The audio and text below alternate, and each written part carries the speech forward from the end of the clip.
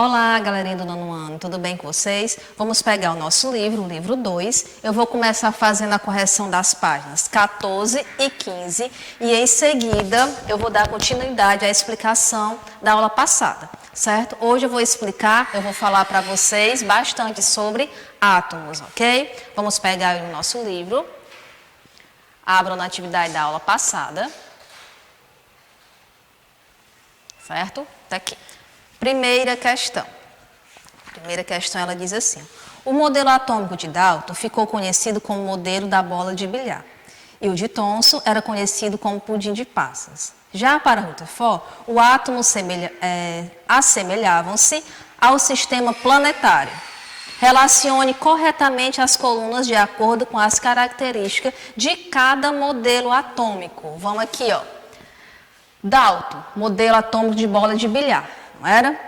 Thomson, modelo do pudim de passa. E Rutherford, modelo de sistema planetário. Você vai colocar essas letras de acordo com a pergunta, certo? A descoberta dos elétrons, quem foi? Lá com o Thomson, não foi? Isso, aí você coloca o B. Núcleo com carga positiva, quem foi que falou isso? Rutherford. Tinha um núcleo e a eletrosfera circulando esse núcleo, não era?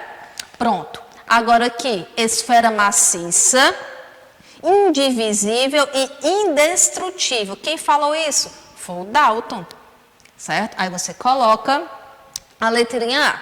Agora aqui a outra. Átomo constituído por núcleo e eletrosfera. Quem falou isso? O Rutherford. Esfera de massa positiva com partículas negativas incrustadas. Quem foi que falou isso? Foi o Thomson. Então você vai colocar a letrinha B. Segunda questão. O átomo é constituído por núcleo e eletrosfera. Existe atração entre os dois? Explique. Existe sim. Então você vai colocar sim. Segunda questão você coloca sim. Explique por que o núcleo é constituído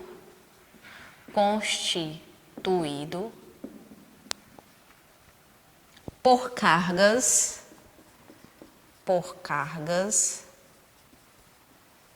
positivas.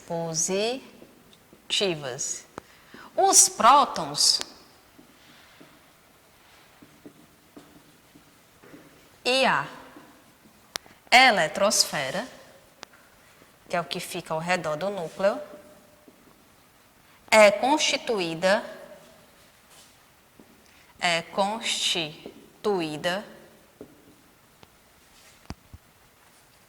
por elétrons.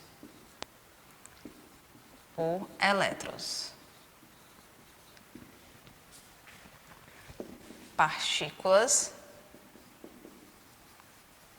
de carga negativa, né? Que são os elétrons de carga negativa. Partículas de cargas opostas, o que é que vai acontecer? Os opostos se atraem. Partículas de cargas opostas se atraem. Pronto, os opostos se atraem. Essa é a nossa segunda questão. Terceira questão. Segundo Rutherford, o núcleo do átomo é formado por carga positiva ou prótons. Você já deve ter ouvido falar que cargas iguais se repelem. Explique como o núcleo de um átomo permanece inteiro, sendo constituído apenas por cargas positivas. Vamos ver aqui a nossa terceira questão.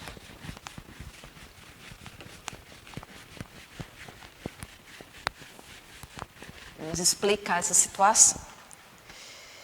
O núcleo, né? Você vai colocar. Terceira questão. O núcleo não é formado, ele não é formado somente por partículas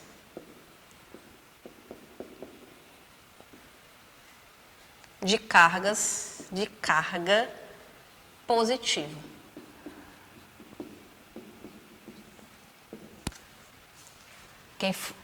Segundo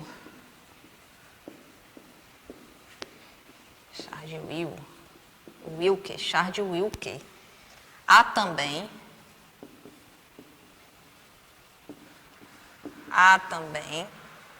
no núcleo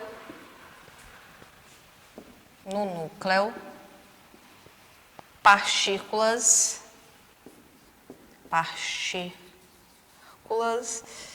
sem carga. Os nêutrons.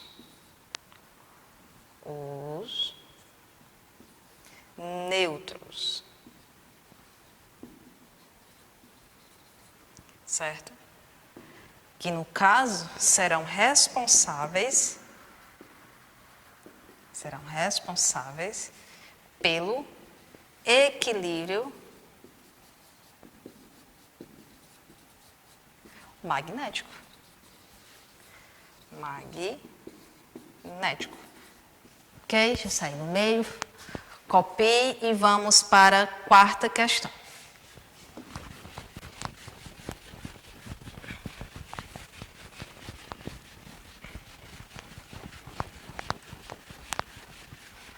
Quarta. Olha aqui a nossa quarta. Após alguns anos, Dalton propôs um modelo atômico científico, confirmando a existência de átomos. Assinale V para as afirmações verdadeiras e F para falso, de acordo com a teoria atômica de Dalton. Os átomos são formados por prótons e elétrons, de acordo com a teoria dele? Falsa. Os átomos são constituídos de núcleo e eletrosfera? Na teoria dele, não. Falsa. Os átomos são indivisíveis? Na teoria dele, sim. Então, coloque verdade. Os elétrons giram em órbitas fixas e determinadas, denominadas níveis de energia? Na teoria dele, não. Falsa, certo? Quinta questão. Dalton e Thomson são dois cientistas que contribuíram para a evolução do modelo atômico. Com base em seus conhecimentos sobre os dois modelos propostos por eles, qual a semelhança entre as duas teorias? Nessa quinta questão. E aí? O que é que você vai fazer? Ambas consideravam que o átomo era uma esfera o quê? Maciça. Você vai colocar, ó, ambos consideravam que o átomo era uma esfera maciça. Ok? Essa aí é a nossa quinta. E a sexta e última, o que você vai fazer? Rutherford comprovou sua teoria atômica com base nos experimentos com os elementos radioativos polônio. Esses elementos emitem partícula alfa de carga positiva. E ao incidir na lâmina de ouro, apresentou diferentes comportamentos. Com relação ao experimento realizado por Rutherford, preenche as colunas corretamente. Cuidado, que é de acordo com o experimento dele, de Rutherford. A maioria das partículas alfa atravessou a lâmina de ouro, comprovando a existência da eletrosfera. Uma pequena parte das partículas alfa não atravessou a lâmina de ouro, o que comprovou a existência de um núcleo denso e pequeno. Aqui, ó. Uma pequena parte das partículas alfa não atravessou a lâmina de ouro, o que comprova a existência de um núcleo denso e pequeno. E a carga o quê? Era positiva, certo? Algumas partículas atravessaram a lâmina de ouro e sofreram pequenos desvios. Portanto, foram atraídas por partículas de carga negativas. No caso, foram atraídas com os elétrons. Ok? Essa daí foi nossa sexta questão. Você vai preencher o item C com negativa e elétrons, certo? Vamos para o nosso conteúdo de hoje. Nosso conteúdo de hoje lá.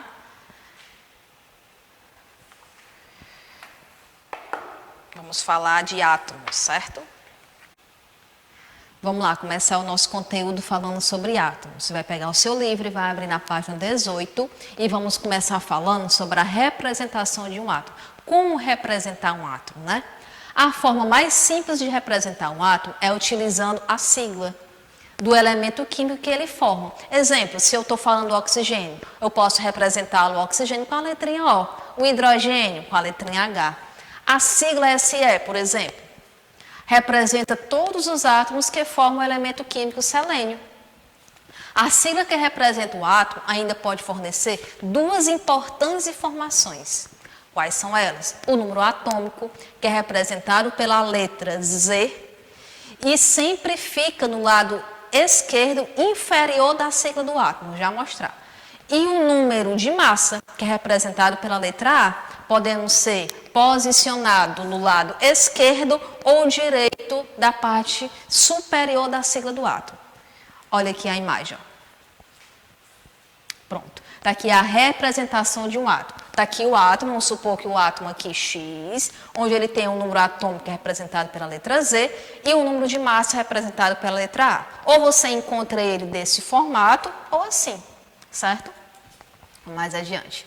Primeiramente, vamos falar do número atômico, que é representado pela letra Z.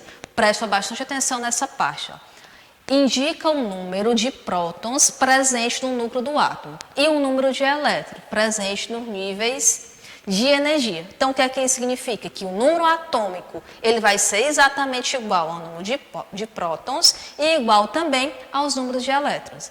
Essa relaçãozinha é bastante importante, certo? Vamos mais adiante. Vamos falar do número de massa. Indica a massa presente no núcleo do átomo, que resulta da soma do número de prótons e o número de nêutrons. Então, para você encontrar a massa de um elemento químico, você vai somar a quantidade de prótons com a quantidade de nêutrons. Aí você encontra o número de massa. Certo? Isso também a gente consegue formar íons. Vamos falar para saber o que é isso. Ó. Nós aprendemos que em condições normais, um átomo sempre tem o mesmo número de prótons e elétrons. Por isso, eles são neutros, porque eles têm a mesma quantidade de prótons e elétrons, por isso que eles são neutros. Entretanto, há situações em que esse equilíbrio de cargas elétricas pode ser alterado, certo? Por exemplo, quando o átomo perde ou ganha elétrons, ele recebe o nome de íon. Então, o que é íon? Ele perde ou ganha elétrons, né? Ele perde ou ganha elétrons, ele recebe o nome de íon. Os íons podem ser positivo, recebendo o nome de cátion, ou negativo, recebendo o nome de ânion. Veja de que modo um átomo se torna um íon positivo, no caso um cátion. Um sódio em condições normais tem 11 prótons e 11 elétrons, e por isso ele é neutro. Contudo, para formar um composto, o que é formar um composto? Quando os átomos se combinam através de uma ligação, aí ele forma um composto. Ele tende a perder elétron da camada de valência. Camada de valência a gente vai falar mais lá no final desse conteúdo. Na próxima aula a gente já fala sobre isso. Ficando então com 11 prótons e 10 elétrons. Se colocarmos os valores das cargas elétricas dos átomos em uma conta bem simples, que nós vamos ver essa continha na próxima aula, veremos que o sódio se torna um íon positivo, ou seja, ele é um elemento monovalente positivo. Ele vai na última camada dele, ó. Na primeira camada ele tem 1, 2. Na segunda, 1, 2, 3, 4, 5, 6, 7, 8. E na última camada apenas 1. Certo? Essa aí tem essa figurinha no livro de vocês também. Agora aqui para o próximo. Agora veja como um átomo se torna um íon negativo, no caso, um ânion. O cloro, em condições normais, ele tem 17 prótons e 17 elétrons, e por isso ele é neutro. Para formar um composto, ele tende a ganhar um elétron. Assim, passa a ter 8 elétrons na camada de valência, certo? Nós vamos ver camada de valência na próxima aula. ficando então com 17 prótons e 18 elétrons. Se colocarmos os valores das cargas elétricas em uma conta bem simples, veremos que o cloro se torna um íon negativo, ou seja, ele é um elemento monovalente negativo.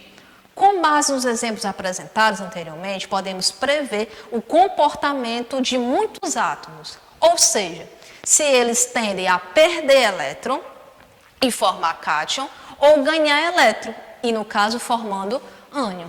Está aqui, ó, os compostos desse elemento que a gente estávamos falando, certo? Vamos aqui mais adiante. Vamos ver agora as semelhanças atômicas dos elementos. Ó. Os átomos de um elemento químico ou de elementos químicos diferentes pode ser comparado quanto ao número de prótons, elétrons, nêutrons e massa. A gente pode comparar de acordo com essas quantidades aí, de prótons, a quantidade de prótons, a quantidade de elétrons, a quantidade de nêutrons e a quantidade de massa. A gente consegue comparar com isso. A gente pode chamar ele de isótopos. Quando que a gente pode chamar ele de isótopos? São átomos que apresentam o mesmo número atômico, o Zzinho, o mesmo número atômico, mesmo número de prótons e diferente número de massa. E também diferente número de nêutrons. Isso, se ele tiver todas essas características, eles serão isótopos. Se eu estiver comparando dois átomos que eles tendem a ter mesmo número atômico, mesmo número de prótons, diferentes número de massa e diferente número de nêutrons. Aí eles serão o quê? Isótopos. Está aqui a comparação com o exemplo, ó. Certo? Diferente número de massa, ó, 30 e 35. Igual o número de prótons, elétrons e nêutrons. Nêutrons não, só prótons e número atômico, viu? Desculpa. Olha aqui o item B. Os átomos A e B agora, ó, eles são isótopos. Por quê? Né? Por que que eles aqui, ó, eles são isótopos? Vamos ver o porquê bem direitinho. O átomo A, ele apresenta 15 prótons, número atômico 15 e elétron 15. Vocês viram que o número atômico, a gente vimos lá no início da explicação, o número atômico é igual ao número de prótons e é igual ao número de elétrons. Certo? Aí, ele tem 30 como massa, certo? E agora o elemento B. O elemento B, ele apresenta 15 prótons, o número atômico é igual a 15 e o número de elétron também é igual a 15.